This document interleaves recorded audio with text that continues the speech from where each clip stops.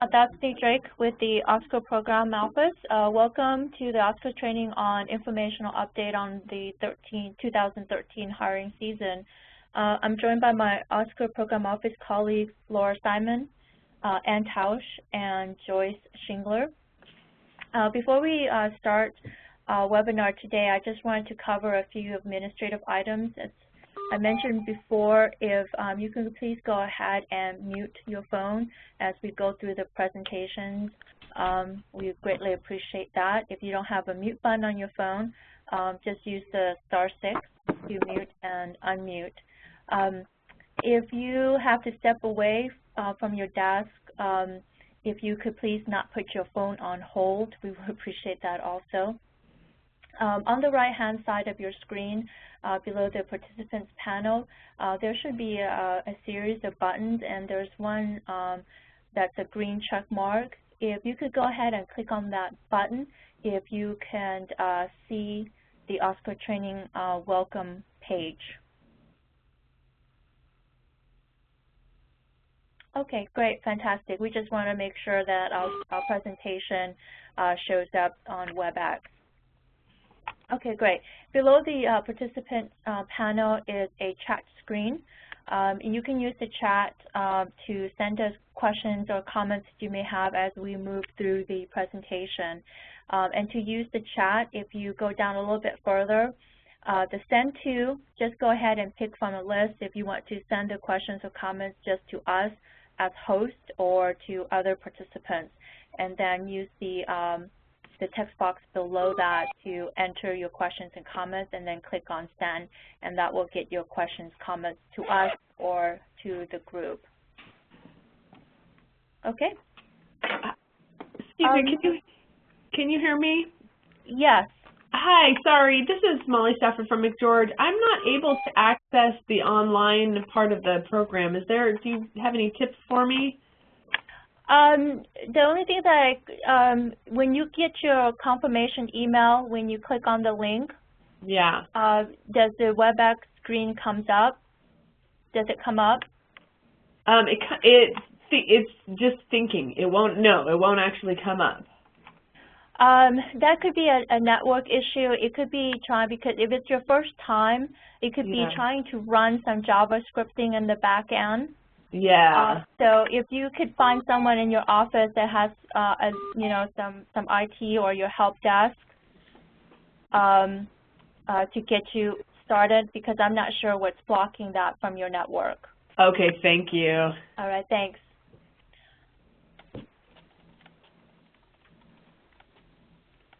All right, today we are going to cover various topics. Laura will discuss the updates on the OSCO working group meeting and the transparency and the law clerk hiring.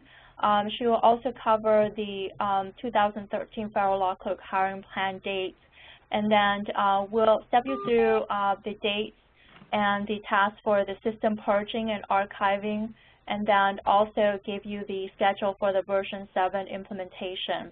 Then Laura will continue on to go over the additional software enhancements in version 7, and then also the LSA recommended tasks that you need to perform. And we'll look at some interactive maps that will be available to you. Also the upcoming webinar sneak preview to the OSCO version 7. And then we should have a few minutes to answer any additional questions that you may have for us. So are there any other questions before we get started? Okay, as a reminder again, if you have not muted your phone, to go ahead and do so. So I'm going to go ahead and turn this over to Laura. Good afternoon, everybody. What I'm going to provide is an update on the OSCO working group, their activities, and some outcomes from their annual meeting. As many of you already know, back in the fall, last summer and the fall, a number of law school deans raised concerns about the hiring plan, the effectiveness of it, and its viability to provide transparent and access to a transparent and fair hiring process. Based on these concerns that were received, the Oscar Working Group decided to issue 3 surveys to obtain feedback on the hiring plan. The surveys were issued to all federal judges, to the law school deans, and to current law clerks that were on board as of May 2012. From the surveys, the data was collected and analyzed, and a report was provided. And then the next step was the working group invited the deans, a group of law school deans from public and private law schools across the country to meet, to have an open dialogue about this issue, about the viability of the hiring plan and how to promote access to a fair hiring process. So in the meeting,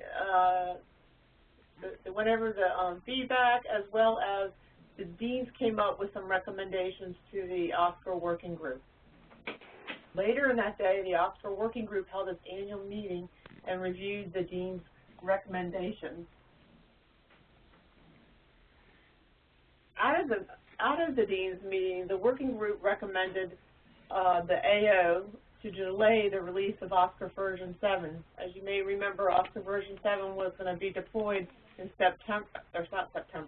December 2012. Well, based on the feedback from the deans and so forth, the working group recommended us to delay the release to incorporate several new programming requirements. So in going forward, Oscar version 7 will expand the judge profile to require all judges who access their Oscar accounts to identify if they participate in the hiring plan, as well as there's going to be a new hiring practices field where the judges can use it to identify their hiring preferences and schedules. And what's going to happen when version 7 rolls out, once the judges go into Oscar and they try to log in, they'll have to update their password and set security requirements, security questions like everybody else. Then they'll be prompted to the judge profile, and they'll be required to annotate their participation in the hiring plan. Next in the meeting, the working group approved a second programming requirement, and this one was based on feedback that had come out of the surveys. And the second programming requirement is to institute a limit of 100 electronic applications per applicant. And we'll discuss more about this a little bit further in the presentation. And then the working group set the 2013 hiring plan date. As far as transparency in law clerk hiring, that was the key issue that was discussed with the deans, as well as the focus of the Oscar Working Group meeting in November. And as I mentioned, Oscar will have this new required field called Participating in Hiring Plan, and it says, do you follow the guidelines of the Federal Law Clerk Hiring Plan, yes or no? And then the judges can, they select yes or no, and then they can move on to the hiring practices. And this field is the text box field where they can add additional information. But please note that this second field is optional to the judges. As far as the applicants and the law schools, you'll be able to view this information in the judge profile, as well as perform advanced searches on these two fields. And these two fields will be located, I believe, towards the top of the advanced search form.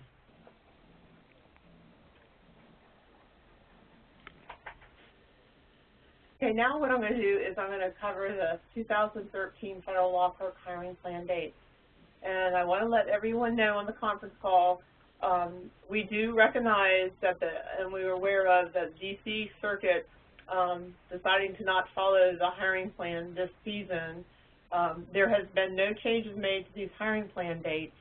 We will inform you if the judiciary decides to make a change to the dates or to Oscar. But at this time, these are the dates that are set and that we're working toward.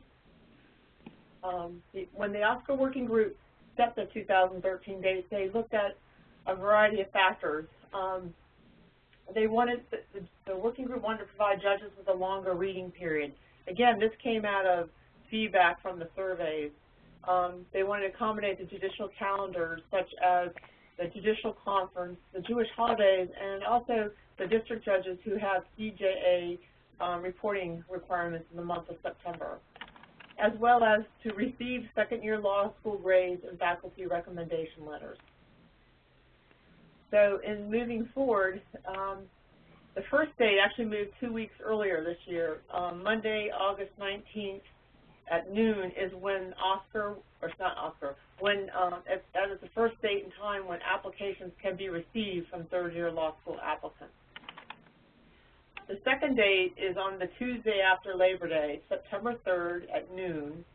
And again, that's the first date and time when judges can contact third-year law school applicants to schedule interviews. And the third date is Monday, September 9th at 10 a.m. That's the first date and time to interview and make offers. And I want to just bring to your attention this Federal Law Clerk Hiring Plan webpage is located on OSCR. There's a link. I believe it's on the home page before you log in under Quick Links. So you can access the hiring plan, review what the guidelines are, you can review the frequently asked questions, and you can see the dates. And I was going to ask if there's any questions, but we already had one question come in.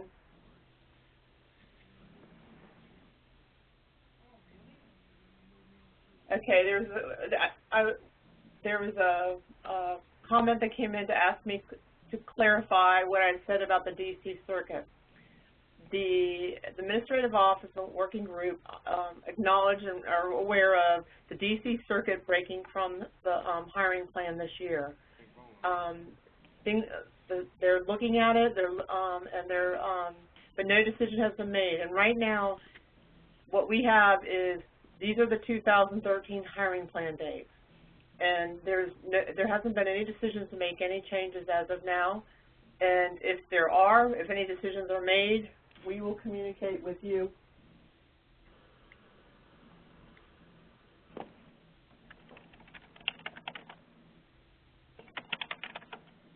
Okay, I've had a couple more questions come in. If a judge elects not to participate in the plan, does it impact his or her ability to use OSCR in any way? The impact in OSCR is if a judge chooses to not follow the plan, they could still use OSCR, but they would have to accept paper applications in order to receive applications from the third-year law school students, because OSCR is still going to hold those electronic applications of to the Monday, August 19th date.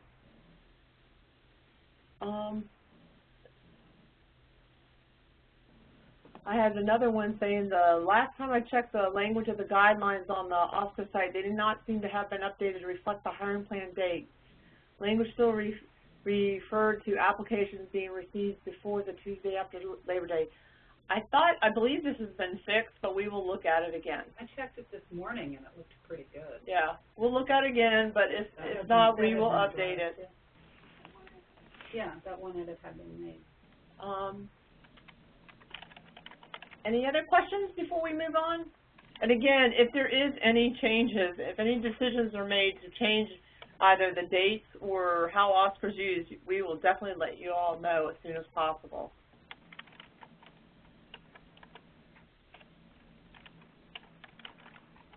And now I'm going to turn it over to Patsy, who's going to cover system purging and archiving. All right, we're just going to go ahead and give you a few dates on system purging and archiving and the tasks associated with those dates. The first one is March 1st through the 8th, and that's when the system deletion of Archive 2011 applications will occur. And this is basically a deletion of archive applicant and recommender accounts. So just keep those dates in mind.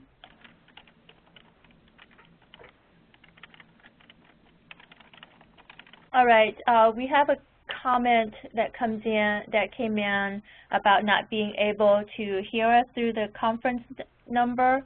Can you go ahead and use the green check mark again and just let me know if you could hear us? Okay, we're getting a lot of green check marks. So for the person who sent that in, just let me know if you're still unable to hear the audio, because it just looks like everybody else is able to get the audio fine. All right. The next set of date is March 29th through April the 8th, and this is basically the archiving of closed positions and the applicant and recommenders account that have not have any activity since September 30th, 2012. Along with the archiving, this is basically the archiving of the materials for the closed positions, and this would include completed recommendation letters, again submitted during the 2012 hiring season that are for positions marked as filled or expired, again as of September 30th. Just a reminder that pending requests are automatically deleted when a position is filled, and pending requests are deleted 30 days after a position has expired. As far as archiving the 2012 applicant's account, again, the system will automatically archive, again, accounts that have no activity since September 30th. And as LSAs, you can see the list of the 2012 applicants in the Archived Applicants tab, but you will not be able to see any of the applicant materials under the Documents tab. So that's just a reminder. We'll go to our next screen and cover the rest of the archiving activities, and then we'll answer a couple of the questions that have come up on archiving. Okay. And continue on with the same date, March 29th through April the 8th. Basically, the archiving of any inactive recommender accounts, again, accounts that have not have any activity since September 30th.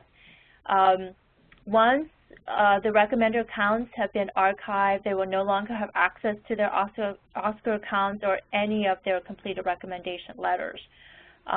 So in order for you to retain copies of the completed letters and or templates from the 2012 hiring season, the recommenders or their assistants, they will need to get them from the system before March 29th. If an applicant requests a letter recommendation from a recommender, again, after the account has been archived, a new account will be created with new login information. We will send an email to all recommenders in mid-March to notify them of the upcoming archival process. And before the email sent out, we will also let you know and what the letter will look like prior to that going out to the recommenders. We had one question come in. When archiving occurs, will recommenders lose any letters that they have prepared?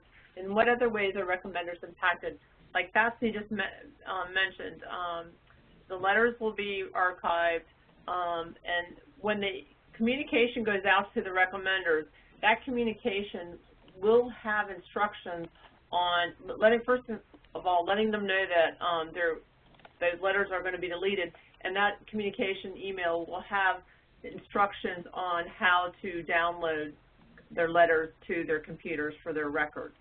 And again, before we go out to the recommenders, we'll follow the same practice that we have done in the past, and that is we will send you an email ahead of time reminding you that we're getting ready to go out to the recommenders, and that email will contain a copy of the language that is being sent to the recommenders. We had another question come in about the March 1 through March 8th deletion. Is that just for applicants and recommenders who have not touched their OSCR account since 2011? No, those are, when you log into OSCR and you go to the applicant and recommender section, you'll notice that there is an archived applicants and archived recommenders, the tab with lists of names. At this point, that's when those tabs get cleared out. So it's the stuff that you've already removed from your system, and it's just sitting there waiting for this time of year when we clean the database. And then we had another question come in. If I handle uploading as an LSA, can I prevent the email being sent to my recommender? No. No. No. What we have told reminded you guys, and the practice is that's why we go out to you ahead of time, giving you a heads up that we're getting ready to send this email to the recommenders with the procedures. So if your practice is you don't want them to be bothered, then you just need to let them know to ignore the email that comes up from us, because that's a system email, and we do not filter on who that email goes to as far as recommenders. We had some more questions come in. Could you remind us, do the applicants receive email notice from OSCR about the about the archiving schedules and parameters? Yes, an email will also go out to the applicants as well, letting them know about the archiving, what the archiving dates and what the parameters are. Is there any other questions before we move off the system purging and archiving? Okay. All right. With the version 7 implementation schedule coinciding with the purging and archiving will be the March 29th through April 8th date. That's when the OSCR system will become unavailable to all users. Come April 9th, OSCR version 7 will become available to judges and chamber staff, and then they could log in to update their hiring profile, to post their positions, and then to manage, the rest of their law clerk hiring recruitment process. Then the following day, version 7 will become available to you, law school administrators, to the staff attorney offices, and to court unit administrators, which are the HR staff at court. Then on Friday, April 12th, OSCR version 7 will become available to the applicants and to the recommenders. We also want to note that we will be in contact with chambers who have positions that are set to open or close during this period to help them reset the position dates. And for all users logging in after the rollout of version 7, will have to change their passwords to meet the more stringent security requirements in OSCR. Not only change their passwords, but set security questions and accept the terms of use. And one thing I want to bring up, one question that has come up in the previous webinars with the law schools was the question of, if I'm logged in as a law school administrator and I want to log in as the recommender to upload letters, will I have to change the password on their behalf? No. And the answer is no. Once you're logged in as an LSA and you go in and use the login as capability, you should be able to upload and do that function without having to change the password.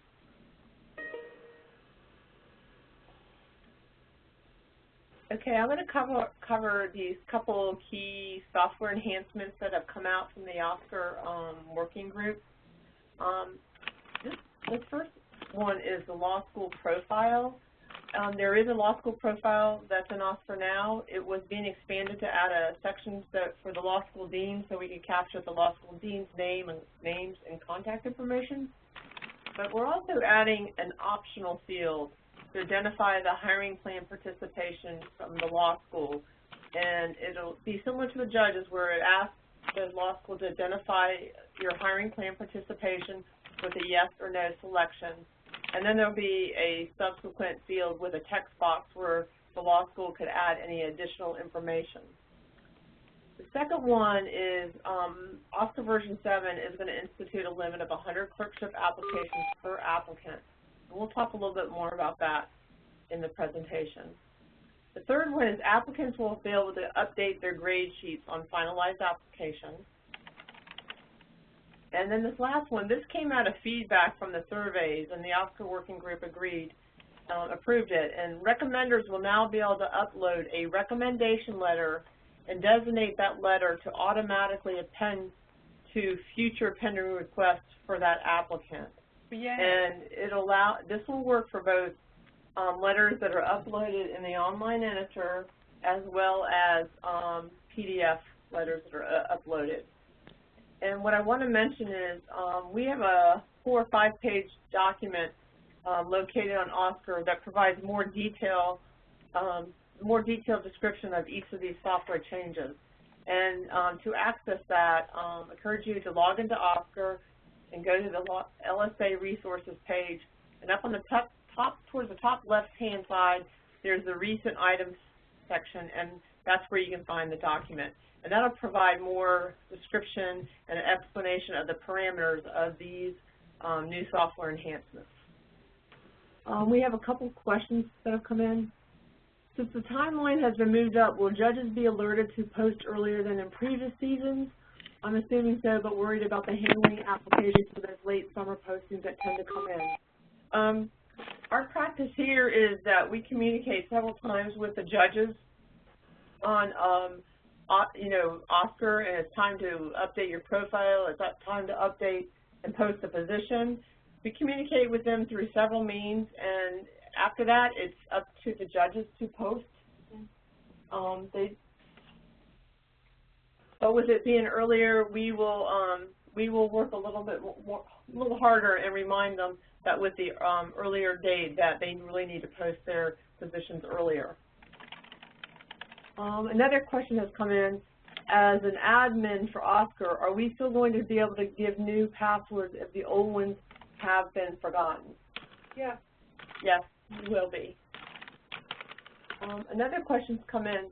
Since 2Ls currently have access to OSCAR now for research purposes, will they need to make a new account when they go back into version 7 on April 12th, or will they just update their passwords? That's a good question. No, they'll just they'll go into version 7 and try to log in.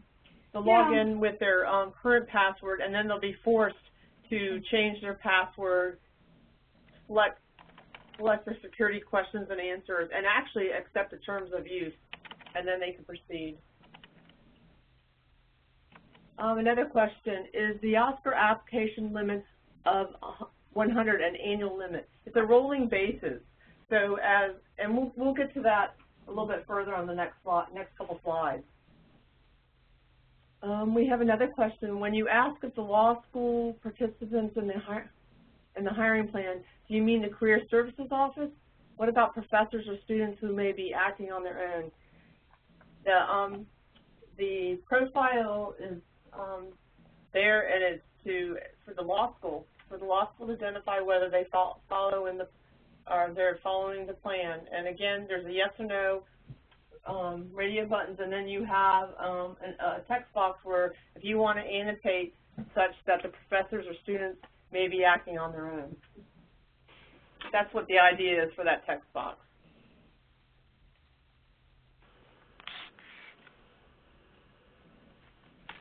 As I mentioned earlier, this is the law school profile. It is an optional field, and we'll move to the next slide. And here are some of the parameters associated with a limit of 100 clerkship applications per applicant.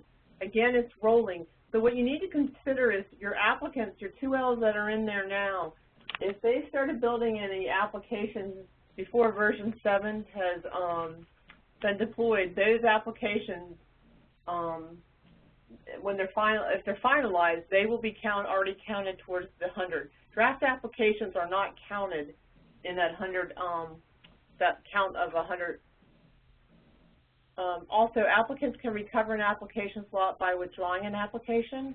Again, that's a practice we had encouraged applicants to do when they've been hired anyway, or they've for some reason they're not going to use OSCAR any longer. OSCAR will not count applications associated with positions that are marked as filled toward that limit. The applicant can withdraw the application associated with any expired positions, and that will allow them to immediately regain that application slot. Or after 30 days, OSCAR will automatically turn that slot to the applicant. Any applications that are archived will no longer count against the limit. And this last one doesn't happen very often, but if a judge account is deleted and then restored with applications, those applications will be exempt from the total application count. And again, what I encourage you is to download that document that I mentioned that's on the LSA resources. it goes into more description of this limit.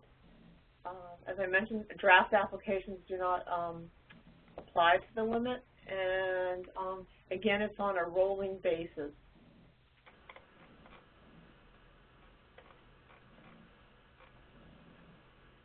And now I'm going to turn it over to Fatsy, and she's going to go over the administrator. Wait a minute, we have another question come in.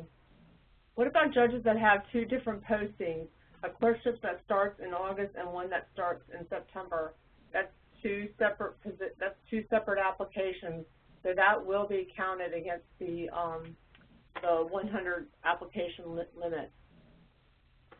Another question is, in previous versions of OSCR, once an applicant withdrew an application, they cannot apply again to that same judge within the same clerkship season. No, it's that position. They could not reapply to that position. Yeah. So if they withdraw, the judge would have to apply to a new position. I mean, the judge would have to post a new position for that applicant to apply to, as Joyce mentioned. Okay.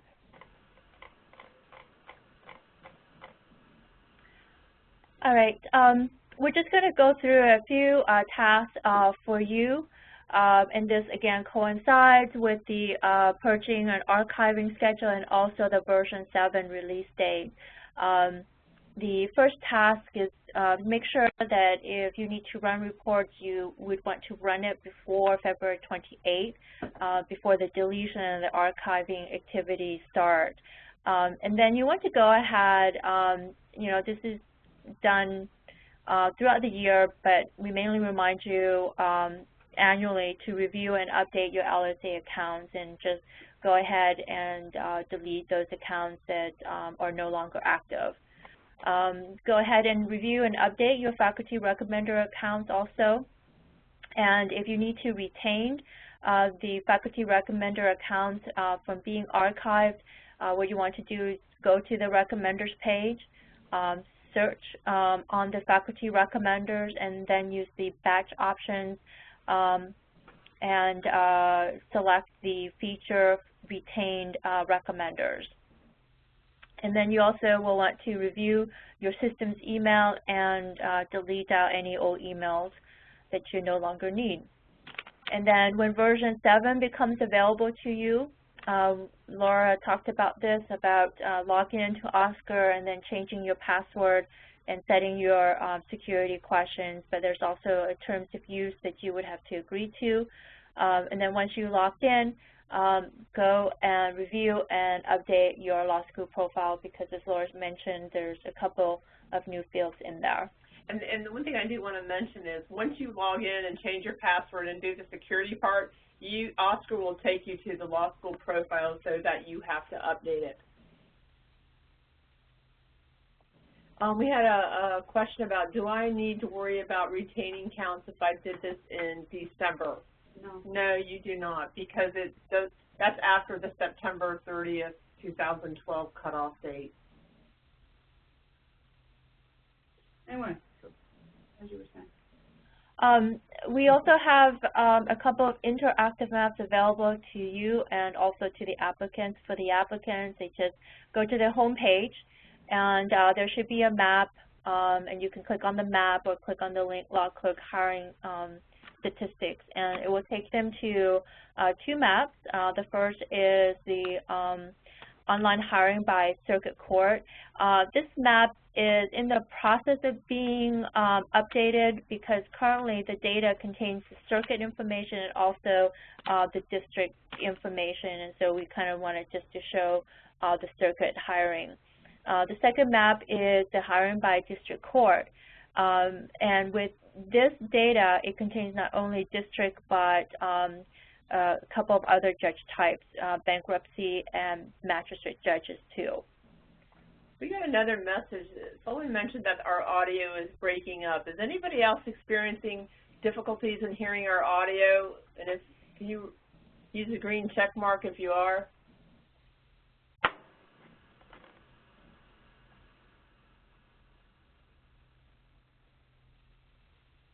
Okay.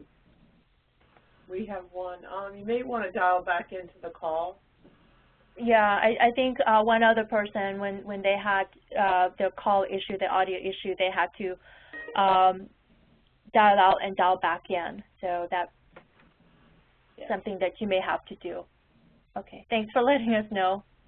And as LSA, the maps are also available in your interface. So on your home page, you'll be able to use the exact same map. It'll get you to the exact same 2 maps for circuit and for district.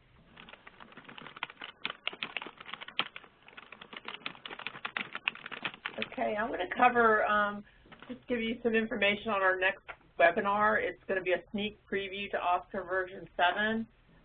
They're going to be scheduled during the period of February 20th through the 27th. A notice will be coming out tomorrow with announcing the webinars and with online registration. I highly encourage you all to register because this webinar, we're going to go through the screens. It's going to be screenshots of some of these key new enhancements, and this is what the items that are going to be covered in the webinar. As you know, remember, OSCR is having a complete overhaul, redesign, and we're going to go over the home page redesign. We're going to go over the new system security requirements. So you'll see screenshots of what it is, what it looks like to have to go in and change your password. You'll see how it looks like to set your security questions and so forth.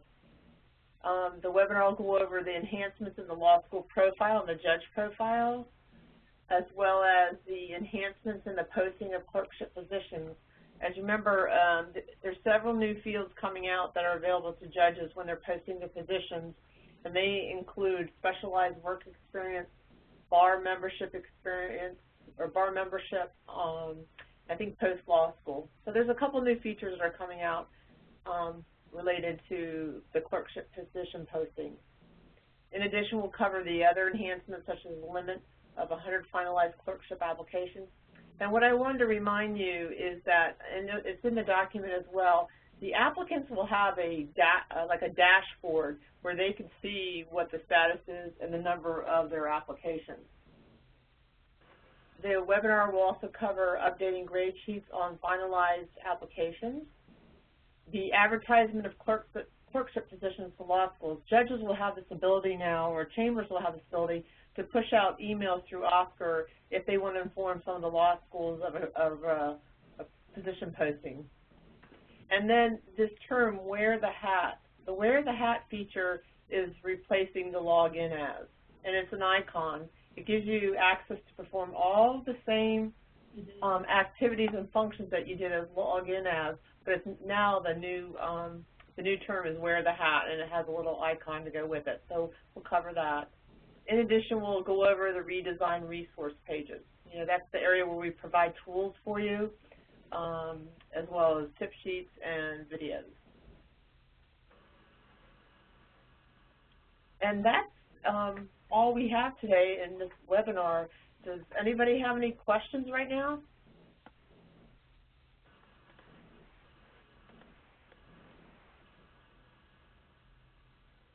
We have a question about the PowerPoint being available. Yes, we'll make the PowerPoint available online.